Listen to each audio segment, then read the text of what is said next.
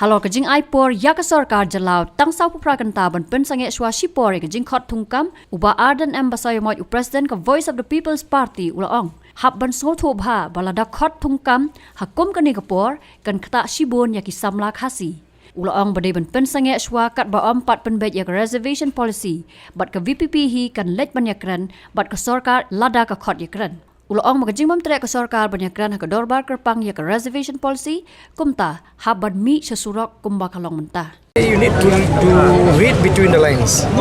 You need to analyze my speech very properly. You see, we don't mind if the government takes one more time, to discuss that issue. But in the meantime, we want that the government should immediately put on hold or stop for any kind of recruitment process. Because if they recruit in the present form, that means our youths will be badly affected. So therefore, we ask the government to put on hold any employment process before you rectify or you review the policy. Ingin lada khot ke sarkar banyak abang ila dawa ngim lek kamut ayu.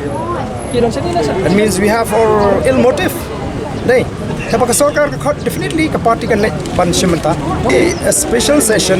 Why we want the government to convene a special session? Because we don't want to discuss the issue on the street as we do now. They na market baga government come through.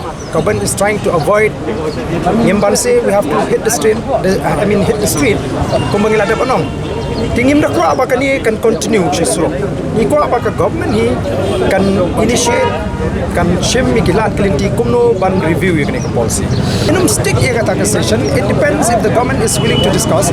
Kalau government mentaka ko apa ni keren kalau mendai dengan nugur kom. Tamaga government kadai ban shim kiai kani kamat.